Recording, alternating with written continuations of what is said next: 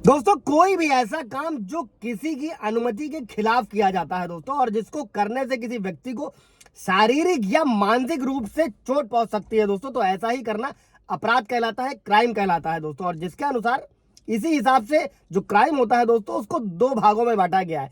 मैंने कई सारे वीडियोस में आप लोगों को बोला है संज्ञेय अपराध और गैर संज्ञेय अपराध, कॉग्निबल ऑफेंस, नॉन कॉग्निबल ऑफेंस दोस्तों। और आज हम इस वीडियो में लोग यही समझेंगे दोस्तों कि कॉग्निबल ऑफेंसेस क्या है और नॉन कॉग्निबल ऑफेंसेस क्या है दोस्तों। और दोस्तों इसको इसलिए भी समझना जरूरी है कि अगर आपका भी किसी तरीके का कोई मैट्रिमोनियल डिस्प्यूट है या किसी भी तरीके का पुलिस के लेकर, कानून को लेकर जानकारी का अभाव है, तो ये आपके बहुत काम आने वाला है दोस्तों। लाइक कर दीजिएगा, शेयर कर दीजिएगा, सब्सक्राइब कर दीजिएगा ताकि इन्फॉर्मेशन और लोगों को मिल सके दोस्तों। जय हिंद, नमस्कार, मैं एडवोकेट आशीष मिश्रा। अभी शुरू करते हैं वीडियो को दोस्तों। कोई भी वो क्राइम दोस्तों जिनमें 3 साल से ज्यादा की सजा हो जाए दोस्तों, तो गंभीर अपराध गंभीर श्रेणी के अपराध होते हैं दोस्तों, सीरियस ऑफेंस होते हैं, और इन्हें ही संज्ञेय अपराध कहा जाता है। और इस अधिनियम की धारा के अनुसार दोस्तों, अगर कोई व्यक्ति संज्ञेय अपराध करता है, कॉग्निबल ऑफेंस करता है, तो ऐसे में पुलिस बिना वारंट के गिरफ्तार कर सकती है। और ऐसे मामलों में पुलिस कोर्ट की अनुमति के बगैर भी जांच शुरू कर सकती है। और संज्ञेय अपराध जमानती और गैर जमानती दोनों तरीके के होते हैं, बेलेबल और नॉन बेलेबल। कोई सवाल जब होगा कमेंट में पूछिएगा, क्लियर किया जाएगा दोस्तों। और कुछ मामलों में यह देखा जाता है दोस्तों कि किसी व्यक्ति को झूठे केस में फंसाने के लिए गंभीर अपराधों के तहत शिकायत दर्ज करवा दी जाती है। और संज्ञेय अपराध होने के कारण क्या होता है, उस व्यक्ति को गिरफ्तार होने के बाद में जमानत मिलना मुश्किल हो जाता है। इसलिए ऐसे मामलों में जमानत के लिए अग्रिम जमानत के तहत गिरफ्तारी से पहले आवेदन भी किया जाता है दोस्तों। और संज्ञेय शब्द का इस्तेमाल उन अपराधों के लिए किया जाता है जो प्रकृति में बहुत ही गंभीर होते हैं। और अगर कोई व्यक्ति ऐसा अपराध करता है तो पुलिस तुरंत उस व्यक्ति के खिलाफ एफआईआर दर्ज करनी होती है, और उसके बाद में पुलिस उस व्यक्ति को बिना किसी वारंट या अनुमति के गिरफ्तार कर सकती है। फॉर एग्जाम्पल, किसी पर हत्या करना, बलात्कार करना, देशद्रोह करना, खतरनाक हथियार से हमला करना दोस्तों, ये सभी जो होते हैं ये कॉग्निबल ऑफेंस होते हैं। और किसी अपराध की योजना बनाकर करना, सरकारी कार्यालय, संपत्ति को नुकसान पहुंचाना, झूठ बोलकर खुद को किसी सरकारी पद पर गलत बताकर गलत तरीके से काम करना, ये सब कॉग्निबल ऑफेंसेस हैं दोस्तों।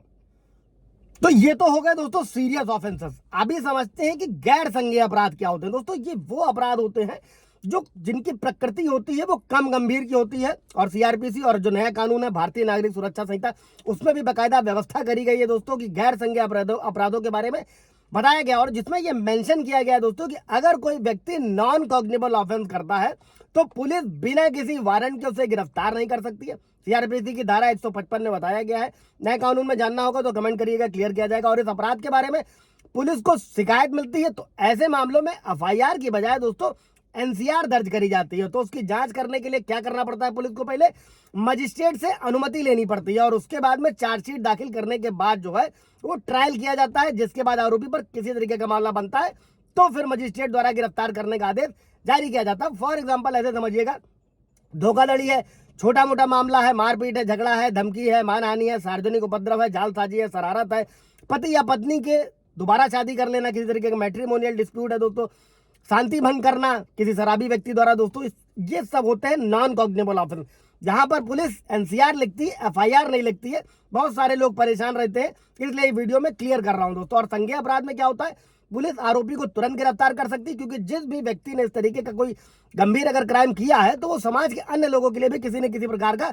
खतरा बन सकता है। इसलिए पुलिस को क्या करना होता है, कॉग्निबल ऑफेंस में अधिकार दिया गया कि वो बिना कोर्ट की अनुमति के भी आरोपी को पकड़ सकते हैं और केस की जांच को शुरू कर सकते हैं। लेकिन गैर संज्ञेय अपराधों में क्या है दोस्तों कि पुलिस को आरोपी को पकड़ने के लिए, उसकी मामले की जांच करने के लिए पहले कोर्ट से परमिशन लेनी होती है। फॉर एग्जांपल समझिएगा, अगर कोई पुलिस अधिकारी आपको किसी ऐसे अपराध के आरोप में गिरफ्तार करने आता है जो गैर संज्ञेय अपराध है, तो आप उन्हें वारंट लाने के लिए वापस भेज सकते हैं। अगर कोई पुलिस अधिकारी अपने पद का गलत इस्तेमाल करता है तो उसकी शिकायत उच्च अधिकारी या फिर कोर्ट में भी करी जा सकती है दोस्तों।